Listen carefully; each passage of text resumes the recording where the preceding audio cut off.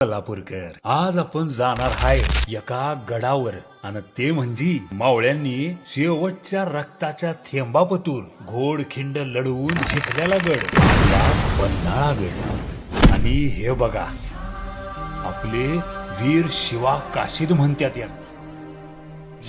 वीर बाजीप्रभू देशपांडे अजून पण कसे थाटात उभे आहेत. अंधार भाव हे काळ्या घडीव पाषाणात बांधलेलं आहे अजून बी कसं टिकलंय.